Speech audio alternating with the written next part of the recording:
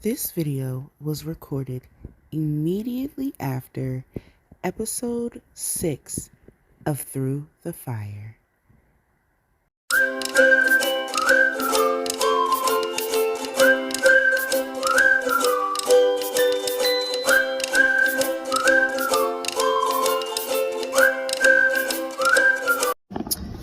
Alright, y'all, so I just recorded a video for my Through the Fire series, and of course you see I'm upset. And I explained in that video I'm frustrated as fuck after meeting with my private adjuster and the contractor that I'm going to use to rebuild the house. So this is our first meeting after, deciding that, we're going to work together or whatever. And this is our first meeting at the house. The contractor was just basically briefed on everything that was going on. He hadn't been to the structure. He hadn't seen the house or anything. So today was the first time that he seen the house. So of course they were there before I was, because true fashion of my own, I'm always late. So I was 10 minutes late. But anyway,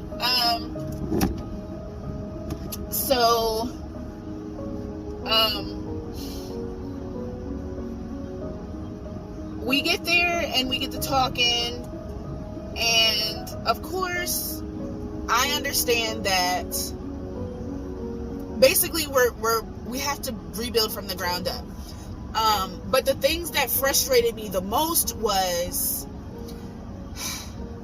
I don't know if the addition to my house that was on it when I purchased it, I'm not sure if that is in the county plans. If it's not in the county plans, I have less square footage than I thought to work with. I can't just rebuild whatever type of house that I want. Now, it has to be basically put, it has to be the structure that's there. It has to look like that, but it doesn't have to look like that on the inside. That structure is too small for me now. I purchased that house when I was 19 going on 20. My son was 3 years old. My son is a whole 16 years old now, right? It's 3 bedrooms, 1 bath. 1 bathroom doesn't cut it. The only thing that I really asked for was a master suite. That's all I asked for. I need an additional bathroom, right? I wanted a walk-in closet, but you know what? I said, you know what? Fuck that. You know what I'm saying? As long as I can get an additional bathroom, like that's really what I need. I don't need the closet space. I can deal with that, whatever. I need the additional bathroom. They basically told me, well, if you want an additional bathroom, you're gonna have to give up a bedroom. So basically make the house a 2-bedroom, 2-bathroom home. Well, that cuts the value. I mean, not that it necessarily cuts the value of the house, because with the house being newly built and being brand new, that adds value to it within itself, right? And with it having another bathroom, an additional bathroom, that adds value to it, right? But I'm like, yo, like I'm losing space. I'm losing square footage. So I'm frustrated as fuck right now, because this is not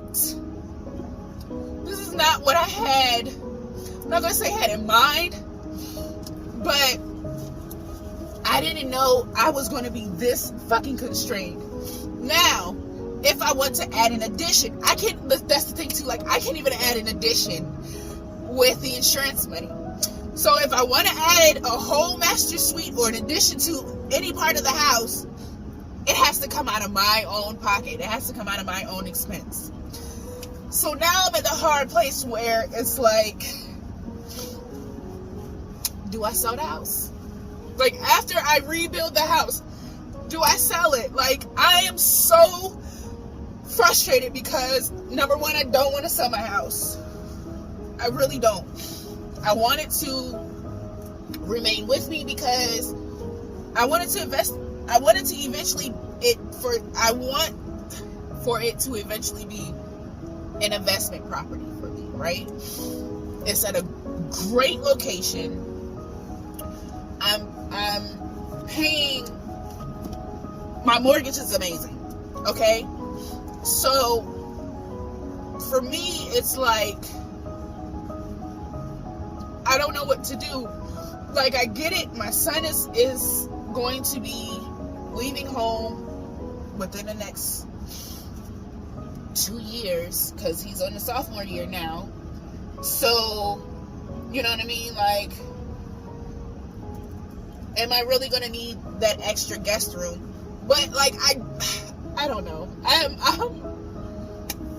I'm frustrated as fuck.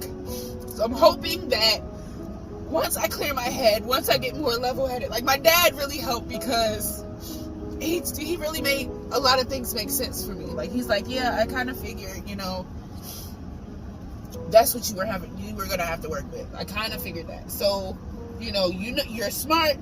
You know how you maneuver shit, so you know how you can do. Well, he didn't say shit. Like, I don't want to put words in my dad's mouth. He didn't say the word, but basically he was like, you always have a way of working things out to wherever you get what you want. You always end up getting what you want. Just end up knowing that either way it goes, Janae, you're going to have a house note to pay. Look at it that way. And he's right. I'm going to have a house note to pay. If I sell the motherfucker, or if I stay there, I still have a house note to pay. So, it's just a matter of going ahead and building the fuck out of this house, and really deciding, after I go through everything, really sitting there and making an informed and uniform decision as to whether or not staying in the house is going to work for me. It's going to work for my needs. And so that's where I am. I'm really frustrated. Like, I came today thinking I was prepared. I came with floor plans, only to be like, yo, stop the press. Like, bitch, no. This is not, no ma'am. No ma'am. This is not what we're going to be able to do for you. Now, I do have a couple of things that I really want to submit and ask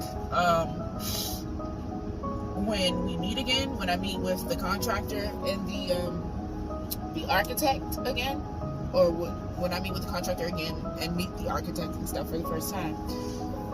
But I was even like, I was trying to hold it together so bad, and after my adjuster left the house, he called me and he was like, are you okay? And I'm like, yeah, you're not trying to play it off. Yeah, like, you know me, like, I don't let people see this, right? I'm like, yeah, no, I'm good. You know, he was like, I don't know, like, when you left, like, he was like, when we were going over things, like, you looked very overwhelmed. And I just want to make sure that you're okay. And so, like, I couldn't even hide it off my face. Like, I was sitting here like, yo, like, I'm grateful. I really am. I'm grateful for everything. I'm grateful for everything that has happened up until now.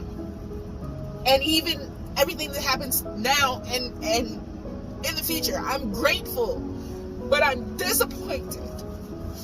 That's the right word that I use. I'm disappointed. I'm highly, highly disappointed right now.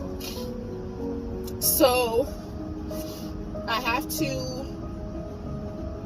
number one, deal with that, deal with my disappointment, and work through that, right? And get my head in the game. I really got to get my head in the game. And I really got to figure some things out. So, I'm very overwhelmed. And that's where I am with this process. Everybody knew that this shit was not going to be all sunshine and rainbows for me. Even I knew that. I wasn't expecting everything to be all sunshine and rainbows. And I hate being this vulnerable. I really do. But I hate being this vulnerable in front of anybody. So I guess this is why I'm comfortable with being in front of a camera and doing it and nobody's around. I'm by myself, but I know people are going to see this, and that kind of makes me uncomfortable, because people be like, yo, if you got time to cry on camera, like, you know, this, that, and the third, you just want, like, no. Like, I'm really just being expressive, and I'm trying to express myself, and I'm trying to just, like, this is my diary, so sometimes I'm gonna fucking cry, okay? But I'm frustrated. I really think that this is a mixture of grief from losing the house, disappointment for, you know, what I learned today, and just me needing to release these emotions, because I haven't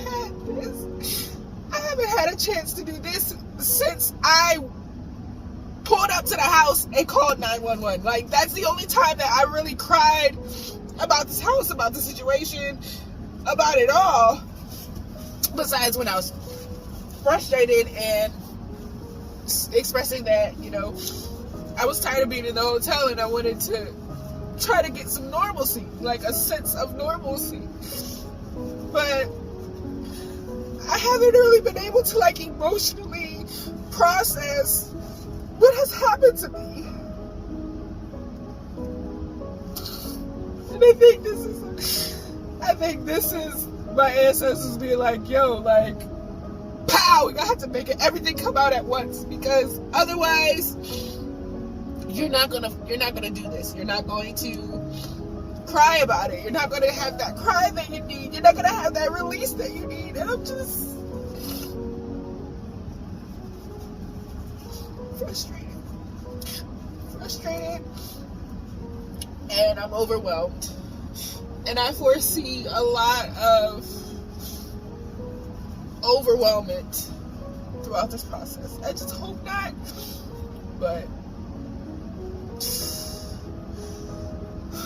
this is where I'm at.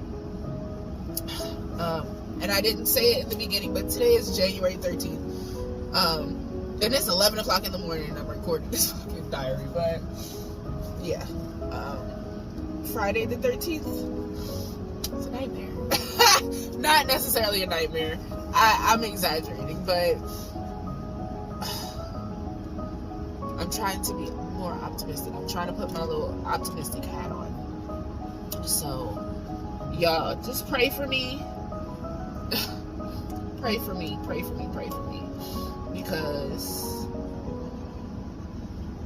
I just don't want this to be the thing that takes me out. Like, I was strong during everything else. Like, I got through the fire. Like, cool. Like, it happened.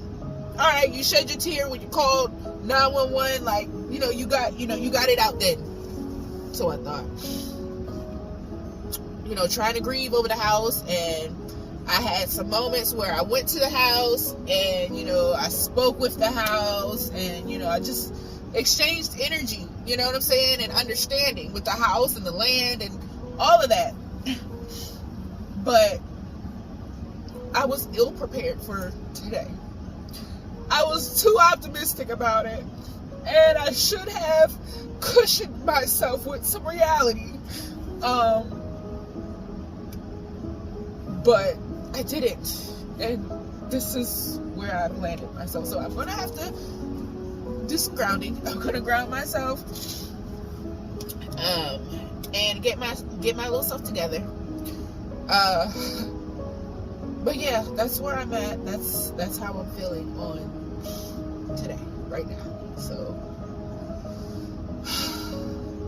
I feel better. I feel better getting it out. I feel better releasing it.